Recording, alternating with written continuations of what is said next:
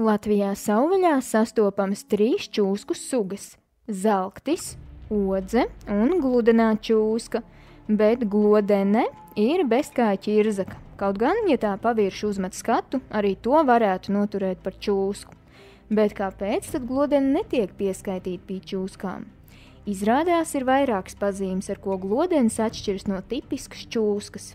Čūskām ir elastīgs žoklis, ļaujot norīt ļoti lielu laupījumu.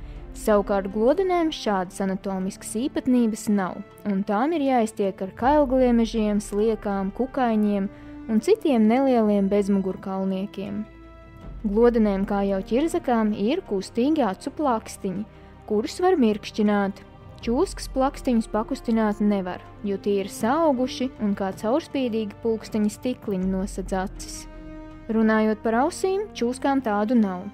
Arī glodenēm skaista savus gliemežnīcus uz galvas atrast nesanāks, bet tām ir ausu atvērumi. Izmēros niecīgi, nedaudz slēpjas zem zviņām, tā kā pamanīt nebūs viegli, bet tie tur ir. Ja čūska parāda mēli, pamanīs, ka tā ir dziļa šķelta.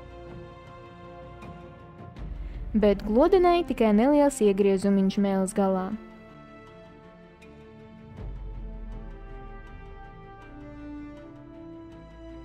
Ja ir jāpārvieto glodene, tad ļoti uzmanīgi, jo arī tās, kā jau ķirzakas, briesmu brīžos nomet asti.